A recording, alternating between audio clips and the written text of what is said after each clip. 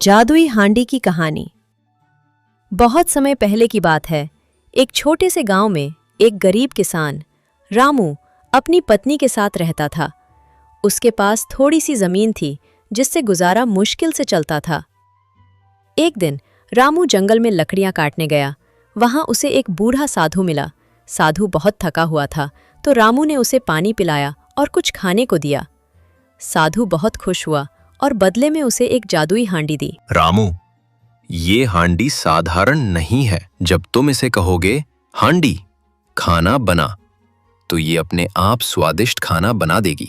और जब बोलोगे हांडी बस कर, तो खाना बनना बंद हो जाएगा। लेकिन याद रखना, इसका गलत इस्तेमाल मत करना। रामू बहुत खुश हुआ और हांडी लेकर घर आया। उसने जैसे ही कहा हांडी खाना बना, तो देखते ही देखते हांडी में खीर, पूरी, सब्जी और मीठा भर गया। रामू और उसकी पत्नी ने पेट भरकर खाया। अब रोज रामू हांडी से खाना बनवाता और जो बचता वो गरीबों को बांट देता। पूरा गांव रामू की दरियादिली की तारीफ करने लगा। लेकिन गांव के मुखिया को जलन होने लगी। मुखिया ने रात को चोरी से हांडी चुरा ली। अगली सुबह उसने कहा हांडी खाना बना। हांडी ने खाना बनाना शुरू किया, लेकिन उसे बंद करना नहीं आता था।